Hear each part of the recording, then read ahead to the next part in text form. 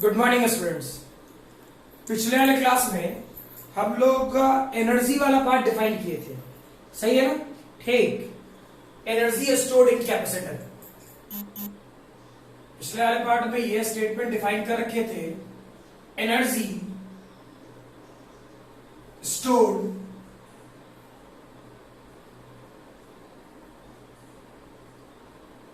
इन capacitor, ठीक है। और शायद सॉल्यूशन आया था, ध्यान हो तो, हाफ सी वी स्क्वायर, ठीक। फिर एक डेटा आया था क्यू वी बाई टू और दूसरा डेटा आया था Q square divide by two C. Clear है? ठीक। इसी में अब हम लोग आगे बढ़ना शुरू करें। चेक कर u की वैल्यू जहां तक डिराइव कर रखा था उसी से आगे हाफ सी वी स्क्वायर, क्या इसे half epsilon naught a divide by लिख सकते थे? और क्या इस सेक्शन को इलेक्ट्रिक फील्ड, ठीक है, या epsilon naught a divide by d v square रहने देते हैं? क्या दिक्कत है? रहने देते हैं वी स्क्वायर। ठीक, फील करो, क्या ये वाला पोर्शन हाफ एप्सिलॉन नॉट ए, अगर जो नीचे हम लोग यहां a इंटू डी कर दें तो नीचे डी स्क्वायर होगा और वी स्क्वायर होगा, ये पोटेंशियल एनर्जी। क्लियर? यानी u चेक करो, half epsilon naught a into D, क्या ये वाला पार्ट वॉल्यूम, ठीक, और ये पोटेंशियल डिवाइड बाई डी का होल स्क्वायर, ठीक। यानी चेक करो, क्या ये पोटेंशियल एनर्जी पर यूनिट वॉल्यूम इलेक्ट्रोस्टैट पर डिफाइन कराए थे? इसी को बोले थे हम लोग एनर्जी डेंसिटी होता है। ये डेटा एनर्जी डेंसिटी, ठीक, जिसे क्या लिख सकता था? हाफ एप्सिलॉन नॉट और पोटेंशियल डिवाइड बाई डी, क्या इलेक्ट्रिक फील्ड का स्क्वायर, ठीक। इसी सेक्शन को एनर्जी डेंसिटी वाला पार्ट को ऐसा भी लिख सकते थे, half epsilon not E dot E vector, ठीक है। यानी जो डॉट प्रोडक्ट गिवन है उसका मीनिंग क्या निकलेगा वो लिख लो, जल्दी लिखो। हो गया? नेक्स्ट नोट करके लिखना, इसी में नोट करके लिखो, if a battery is used to charge the capacitor, पहले वीडियो पॉज करो, पहले लिख लो।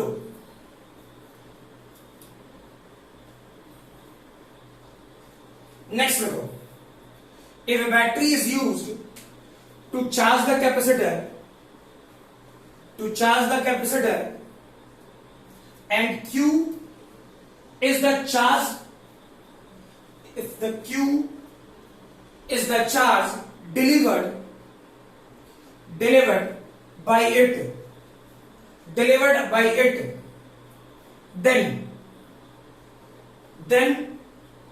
work done by battery, क्या हो जाता? Q into V, ठीक है। But energy stored in capacitor, proof कर रखे हो, चेक करो। एनर्जी स्टोर्ड इन कैपेसिटर कितना? QV बाई टू, यानी बैटरी ने जो वर्क किया उसके चलते वर्क डन कितना, उसके चलते एनर्जी कितना, Q इंटू वी, ठीक। उसमें से कैपेसिटर ने कितना रखा? QV by two, that is remaining energy,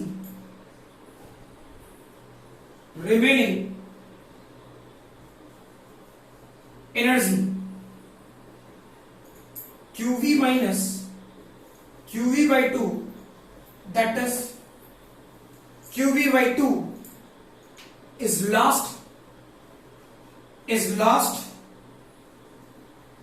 as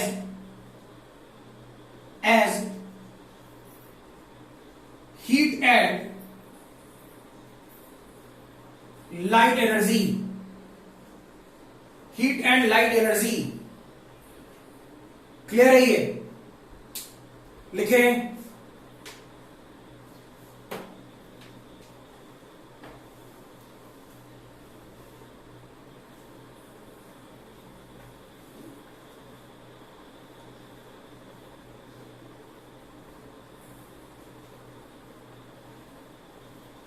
लिखोगे force between the plates of capacitor, force between the plates of capacitor. ठीक है, यानी चेक करो, force between the plates of capacitor. Feel करो, ये पॉजिटिवली चार्ज प्लेट, ठीक है, ये वाला पार्ट नेगेटिवली चार्ज प्लेट। कोई दिक्कत नहीं, इसका सरफेस चार्ज डेंसिटी सिग्मा, इसका माइनस सिग्मा। चलो ये सरफेस ए था, यानी प्लेट ए था, और ये प्लेट भी था। ठीक है, चेक कर, इसके कारण इस पॉइंट पे इलेक्ट्रिक फील्ड क्या होता? Sigma divide by 2 epsilon not होता क्या? क्लियर? यानी इलेक्ट्रिक फील्ड किसके कारण? ए प्लेट के कारण, इसके कारण, तो यहां नेगेटिव है। यहां अगर जो इलेक्ट्रिक फील्ड निकालते तो इस डायरेक्शन में होता, और ये होता sigma divide by 2 epsilon not. किसके कारण? बी के कारण, मतलब प्लेट्स पे। ठीक है, अब चेक करो language. Force on B due to A, force on B due to A, तो फोर्स किस पर? बी पर। फोर्स किस पर? बी पर। कोई दिक्कत? क्लियर ना? फोर्स किस पर? बी पर। तो चेक करें, फोर्स किस पर? बी पर, तो क्या करता? हाँ भाई, फोर्स यानी charge on B, electric field A के कारण। फील है? Force on B due to A, तो चार्ज किसका? बी का, और इलेक्ट्रिक फील्ड किसका? ए का। चार्ज क्या होता मेरे भाई? ठीक है, सरफेस सिग्मा इंटू एरिया होता क्या? इलेक्ट्रिक फील्ड क्या है? Sigma divide by 2 epsilon not. यानी डेटा क्या होता? Sigma square area divide by 2 epsilon not होता क्या? क्लियर? ये फर्दर इसको अगर जो और डिराइव करें, मान लीजिए, तो क्या?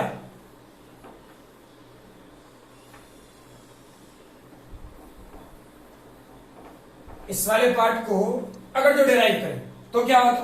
फील करो, क्या ये वाला portion force on B due to A यानी सिग्मा स्क्वायर, क्या Q square divided by A square, rest बचा हुआ part A divided by 2 epsilon naught, area area मर गया, यानी क्या बचता?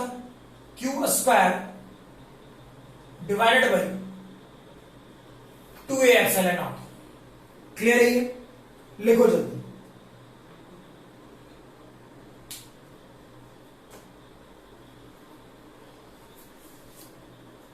हो गया?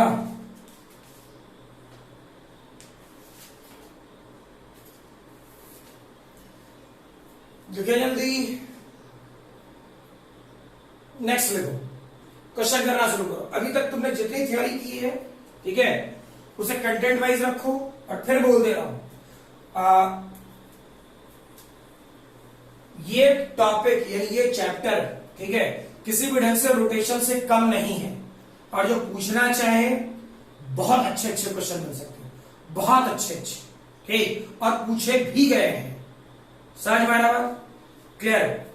लिखोगे पहला question, find out the capacity of the earth, find out the capacity of the earth. जल्दी बना। अर्थ का रेडियस पता है ना? 6400 किलोमीटर। अर्थ का रेडियस 6400 किलोमीटर। बड़ा जल्दी चेक करो क्या होता? ऐसा है,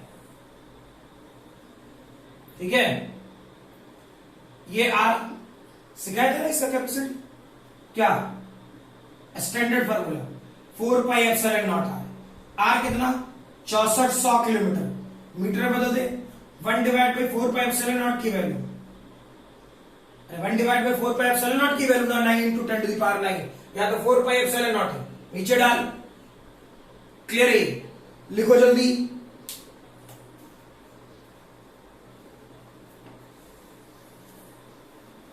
नेक्स्ट क्वेश्चन लिखो, लिखोगे A and B are two isolated conductor, A and B are two isolated conductor,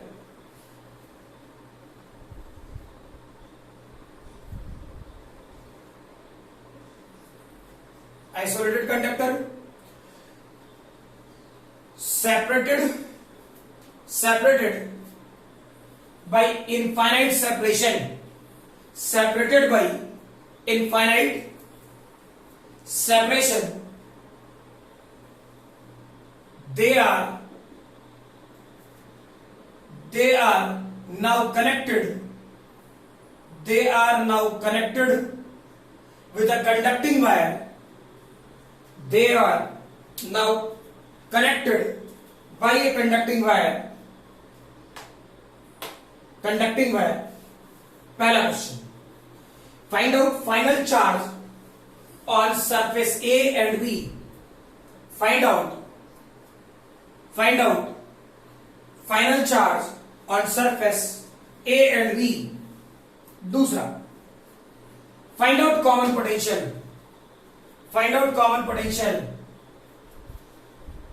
तीसरा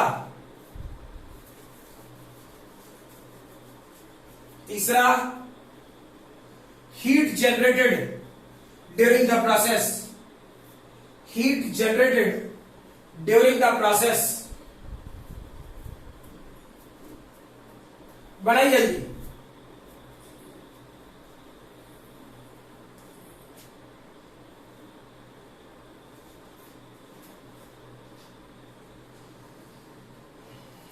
हो गया, चलो भाई चेक करो, इस वाले पोर्शन को क्या करेंगे, कंडक्टिंग वायर से जोड़ेंगे, तो चेक कर, ये चार्ज Q1 था,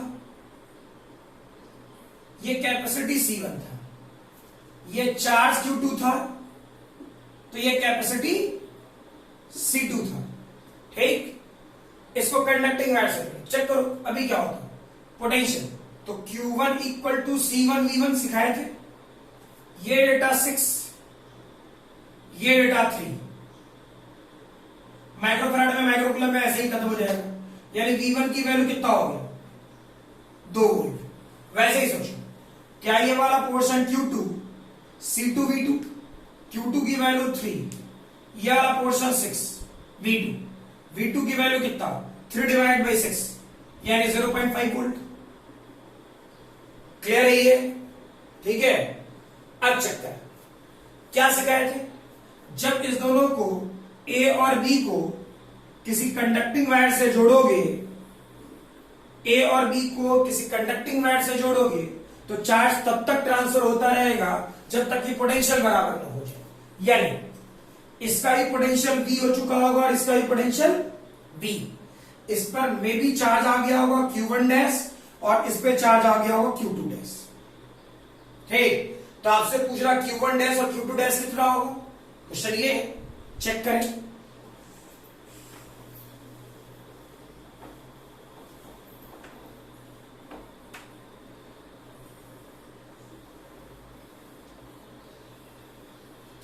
ठीक है, वेरीफाई करो, इस वाले पोर्शन में चार्ज ऑलवेज कंजर्व्ड होगा, प्रॉपर्टी है इलेक्ट्रोस्टैट से पढ़ते आ रहे हैं, ठीक, यानी Q1 plus Q2 must be equal to Q1 dash plus Q2 dash, इसका formula C1 V1 C2 V2 C1 V C2 V, यानी common potential C1 V1 C2 V2 divide by C1 plus C2, यानी इसी को लिखता Q1 Q2 divide by C1 plus C2।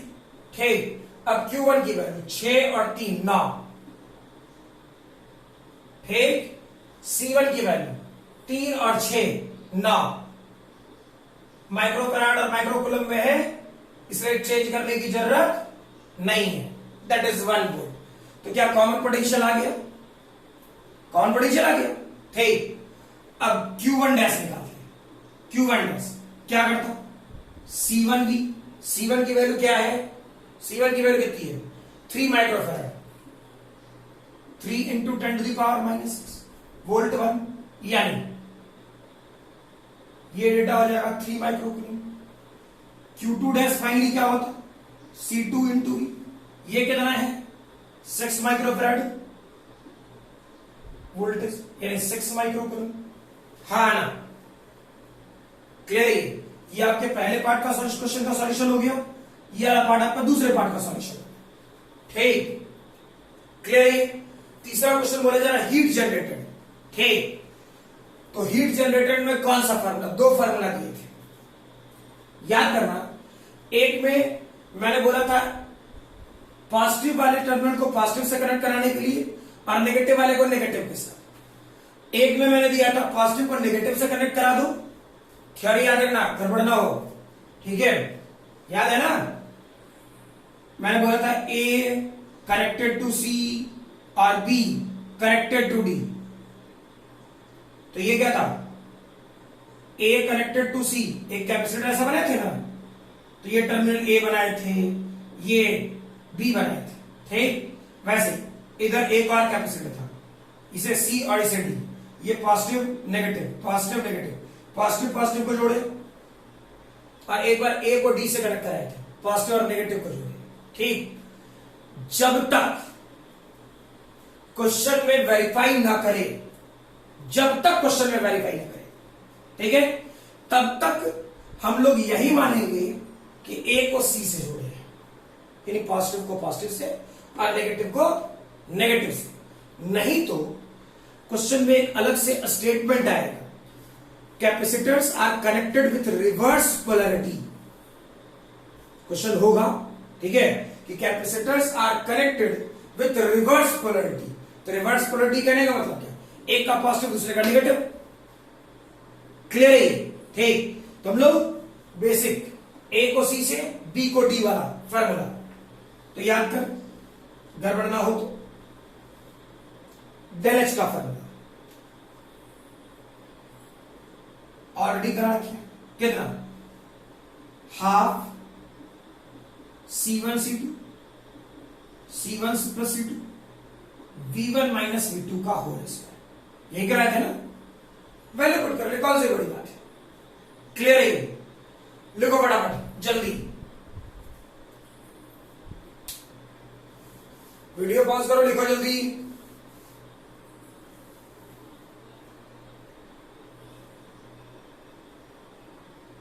हो गया? Next question लिखो। लिखोगे when two isolated conductors A and B, when two isolated conductors A and B are connected by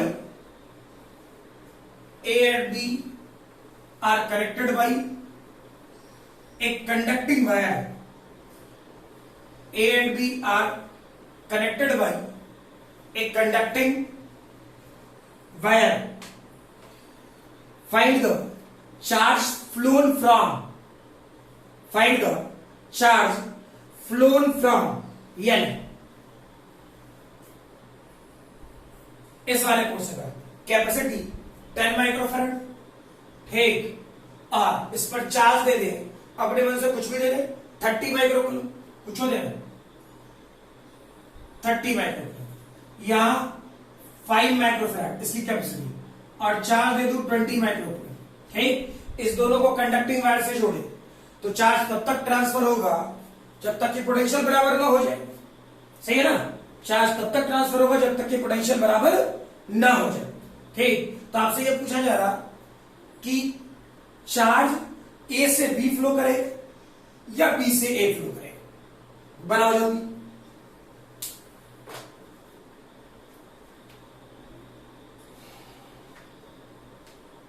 हो गया? आसान है। जब भी क्वेश्चन दूं वीडियो पॉज करके थोड़ा देर सोच लेना, ठीक है? चेक करो इस वाले क्वेश्चन में क्या यूज करते, Q1 C1, Q1 कितना 30, ये कितना 10, V1 की वैल्यू कितना या VA कितना,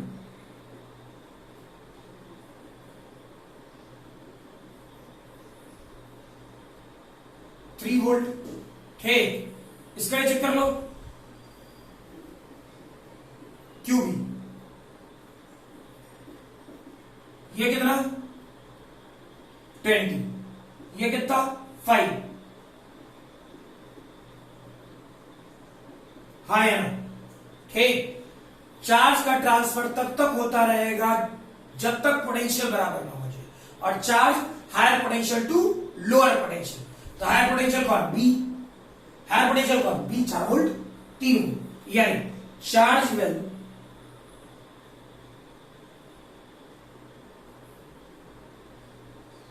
flown from B to A, flown from B to A। देखो जल्दी,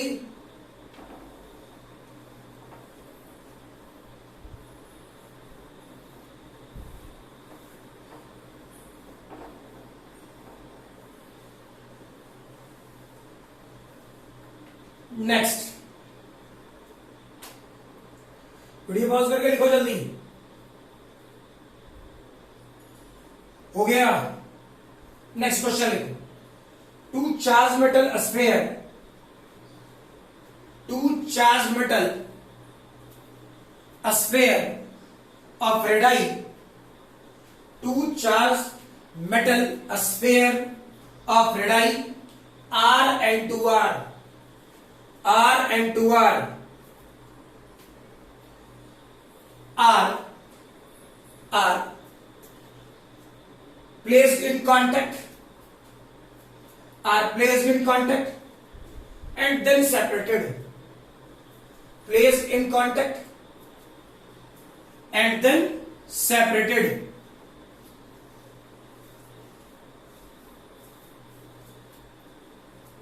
At the surface, full stop देकर के, at the surface of,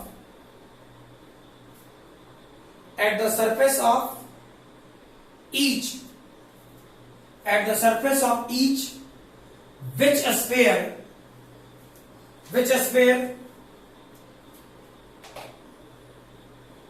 has, which sphere has greater value of, पहला question, charge which sphere has greater value of, पहला question charge, दूसरा charge density, तीसरा potential,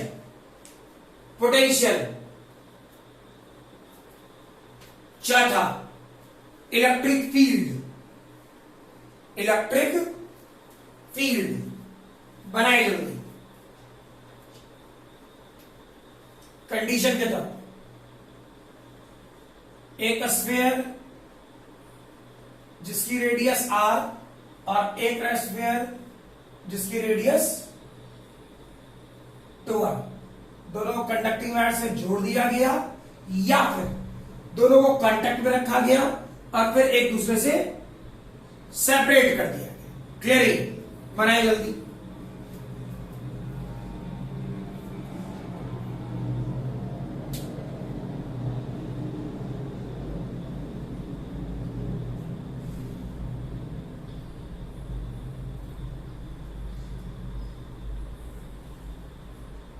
हो गया?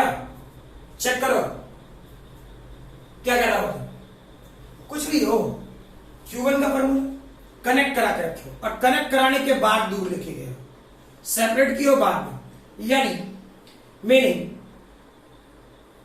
जैसे ही कनेक्ट कराएंगे तो क्या दोनों का पोटेंशियल सेम, यानी इसका पोटेंशियल सेम होना चाहिए। प्रूव भी कर लेंगे, क्या दिक्कत है। पहला पार्ट बोल रहा चार्ज, तो स्टैंडर्ड फार्मूला होता है Q equal to C into V। अब चेक करो क्या Q1 बाई Q2, तो लिखता C1V C2V, V और V मर जाता, यानी C1 बाई C2। C1 का फॉर्मूला कितना, 4 पाई एप्सिलॉन नॉट R, और इसका 4 पाई एप्सिलॉन नॉट 2R। मर गया R भी मर गया, इसका रेशियो 1/2। हाँ ना, क्लियर है ये? यानी चेक करो, साथ साथ करो कि Q1 1 तो Q2 2, दुगुना चार्ज। यानी मीनिंग क्या निकला, लार्जर स्फीयर हैज, लिख सकते हो नीचे, that is larger sphere has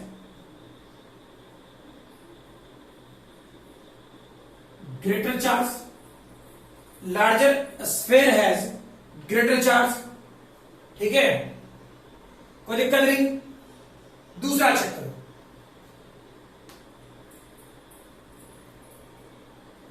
ठीक है, दूसरा सरफेस चार्ज डेंसिटी, तो क्या था, सिग्मा 1 डिवाइड बाई सिग्मा 2।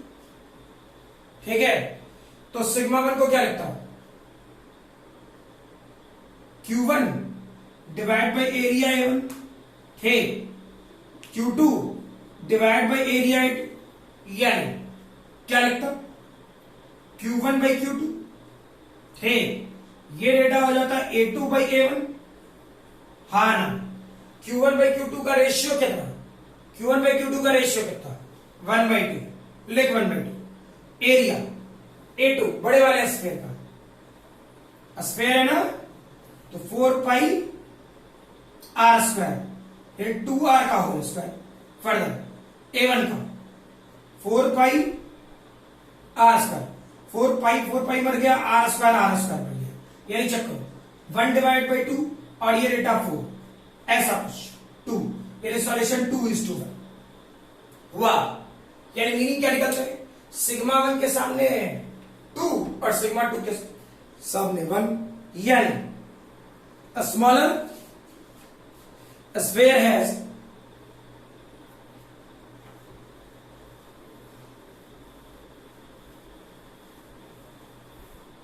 लिख सकते हो, that is a smaller sphere has greater charge density, that is a smaller sphere has greater charge density।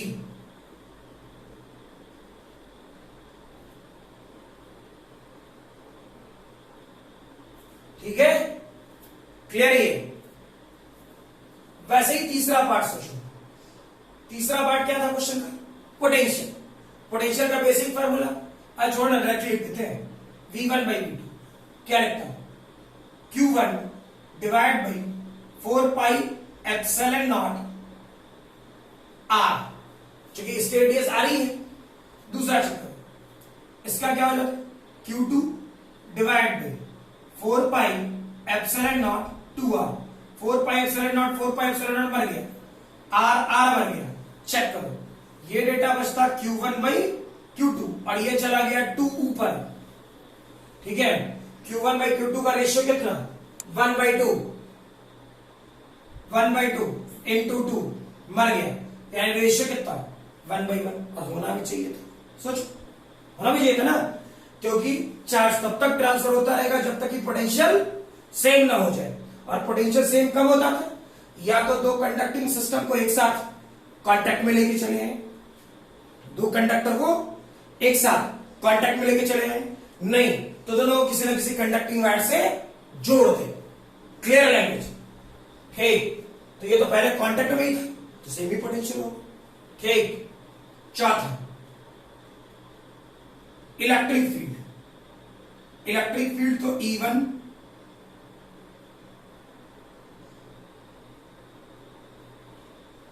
By standard formula याद करो, क्या था, 1 divide by 4 pi epsilon naught. ठीक है, ये data Q1 divide by R square, ठीक है, ये आ रहा question, 1 divide by 4 pi epsilon naught और Q2 डिवाइड बाई 2r का होल स्क्वायर, मर गया, ठीक, यहां चेक करो, क्या ये Q1 बाई Q2, ये 2r यानी ये ratio 4r square divide by R square, मर गया, यानी 1 डिवाइड बाई 2 4, यानी ये रेटा 2:1, ठीक, यानी चेक करो, E1 के सामने 2 और E2 के सामने 1, डेटा से दिख रहा है, यानी smaller sphere has greater inductive field,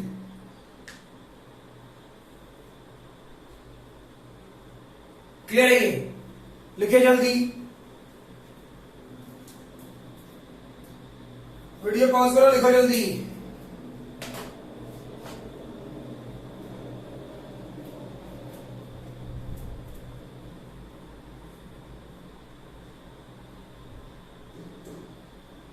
हो गया। नेक्स्ट क्वेश्चन लिखो, two isolated metallic solid spheres, two isolated metallic solid spheres of radius r and 2r, of radius r and 2r are charged, r and 2r are charged such that both have same charge density,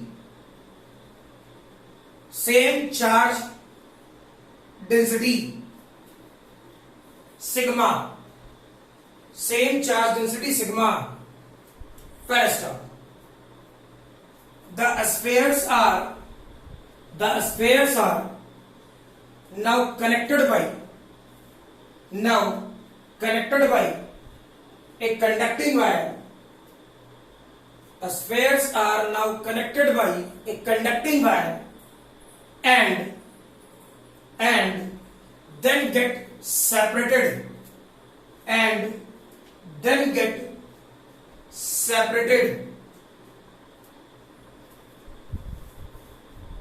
First, find the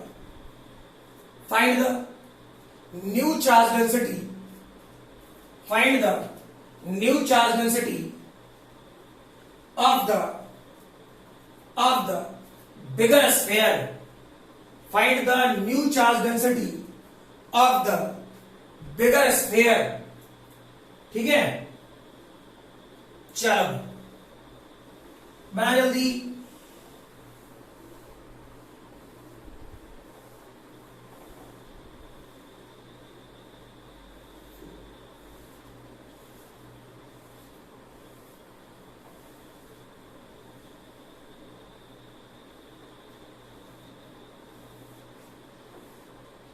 चलो check कर, normal सी logic है, एक का radius r, दूसरे का radius 2r, ये पता है कंडक्टिंग वायर से जोड़ रहे हैं, डजंट मैटर, लेकिन पहले काम करो, इसका सरफेस चार्ज डेंसिटी सिग्मा और इसका भी सिग्मा, ये क्वेश्चन ने दिया है, ठीक है, तो ये Q1 की value sigma 4 pi R square, ठीक, ये Q2 की वैल्यू सिग्मा 4 पाई 2r का होल स्क्वायर, ठीक, करेक्ट कर रही, तो 4 और 4 16 60 पाई आर स्क्वायर, ठीक है, करेक्ट कर, अब फील करो, जब कंडक्टिंग वायर से जोड़ोगे, जैसे ही कंडक्टिंग वायर से जोड़ोगे, ठीक, तो बेसिक प्रॉपर्टी समझना कि नेट चार्ज फिक्स रहने हैं, नेट चार्ज तो फिक्स ही रहने ना, ठीक। तो फील क्या करता है, Q1 प्लस Q2 माने Q1 डैश Q2 डैश, ठीक। फील करो, 4 और 16 20, सीधे लिख रहा हूं 20 सिग्मा पाई आर स्क्वायर, ठीक। इसके लिए क्या लिखता, C1V C2V, ठीक। अब ये 20 सिग्मा पाई आर स्क्वायर, ठीक है। C1 की वैल्यू क्या लिखता, 4 pi epsilon naught R R. C2 की value 4 pi epsilon naught 2r, common potential, ठीक है।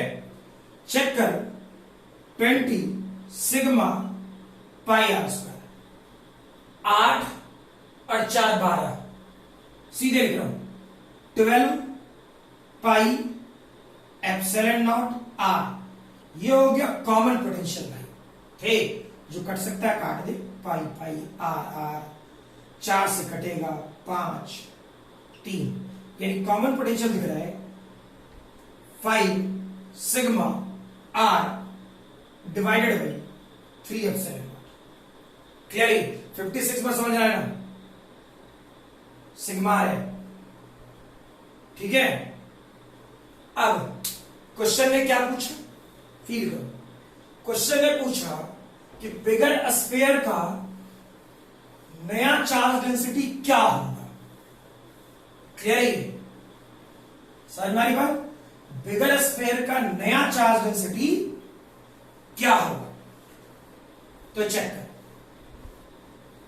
यूज करें,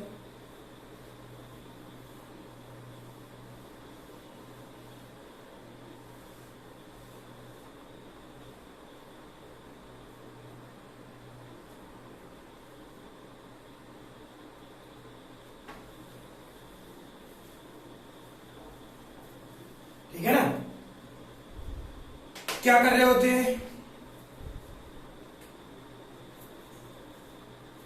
हमें Q2 डैश चाहिए, तभी तो सिग्मा 2 डैश निकाल पाएंगे। तो क्या होता, ये होगा C2 इंटू कॉमन पोटेंशियल, यही ना।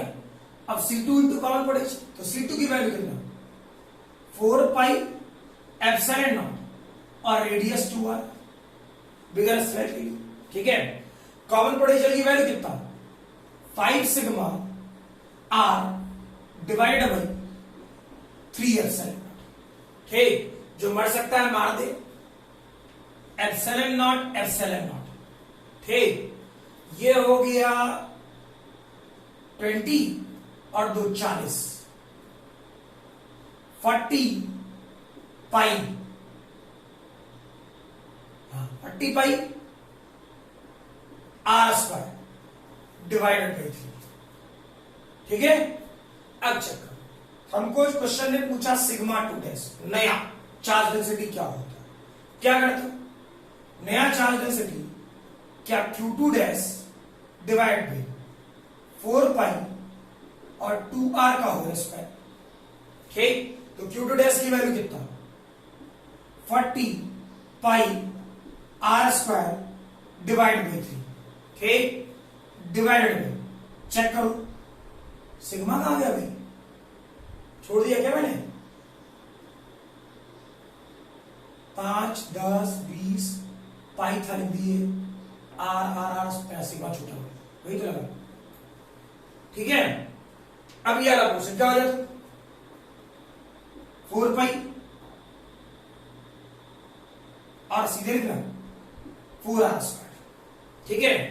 फील कर, आर स्क्वायर मर गया, पाई मर गया, ये 10 से गया, ये 2 बचेगा 5 होगा, यानी फाइनल डेटा 5 सिग्मा और ये 2 पर 6, 5 सिग्मा डिवाइड बाई 6।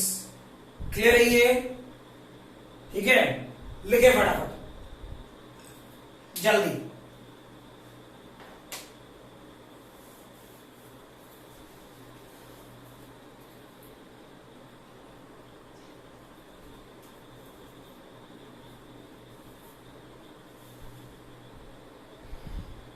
हो गया।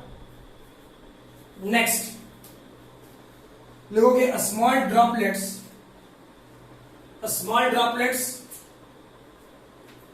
Of distilled water, small identical droplets of distilled water of radius 1 mm. A small identical distilled water droplets of distilled water of radius 1 millimeter are found to have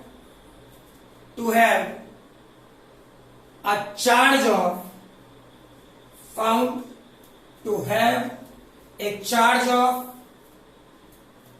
2 coulomb each. 2 coulomb each. First, if 64 of these droplets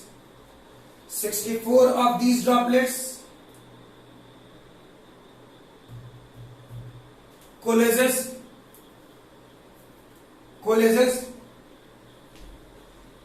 to form a single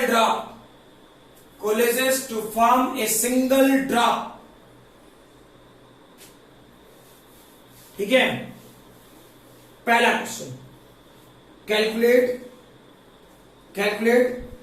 charge on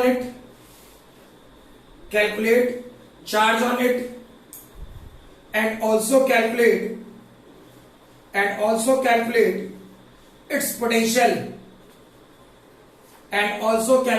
its potential ठीक है। Check करें, जल्दी बना।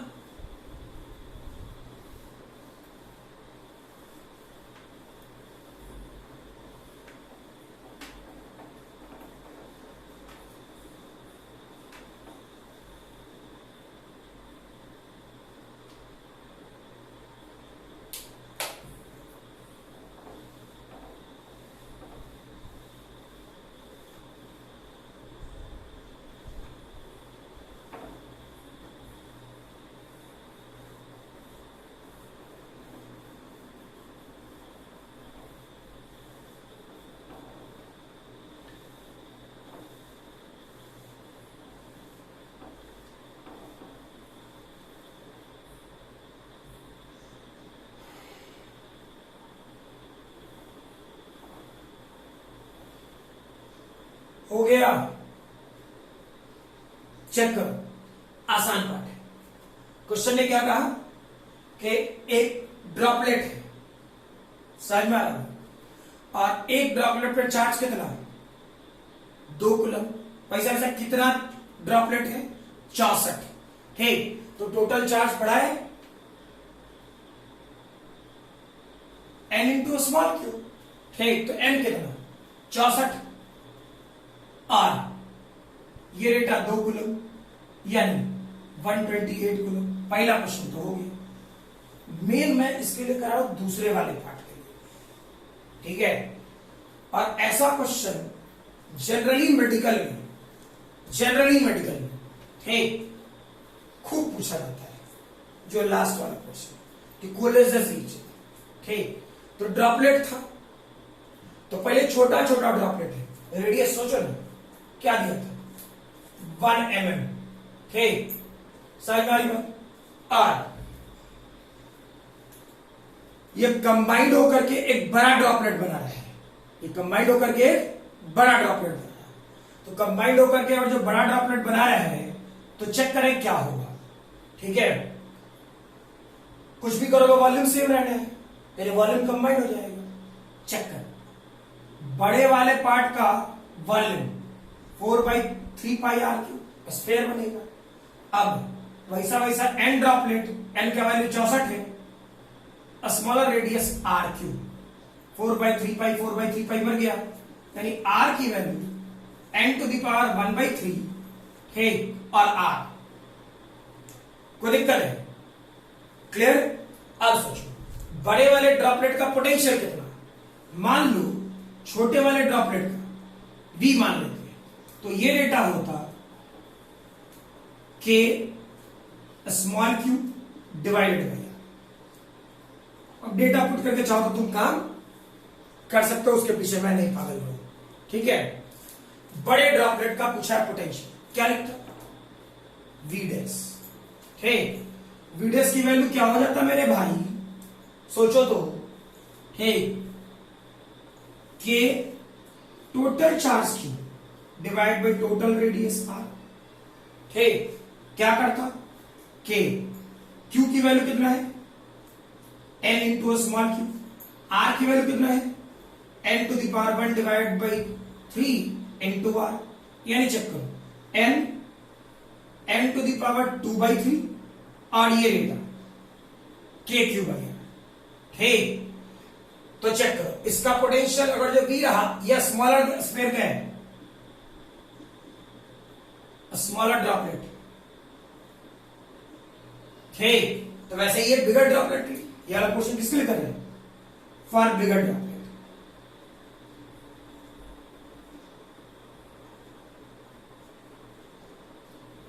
सही है, यानी ये data क्या हो जाता है, इनटू।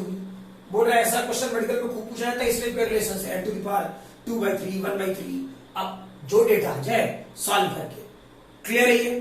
ठीक है, चलो आज वाले क्लास में यहीं तक रहने दें। ठीक है, अगले वाले पार्ट में हम लोग वेरिएबल और अगले सेक्शन में अच्छे से न्यूमेरिकल वाले पार्ट पे काम करना शुरू करेंगे। ठीक है, तो हम न्यूमेरिकल थ्योरी चलता है। अगला क्लास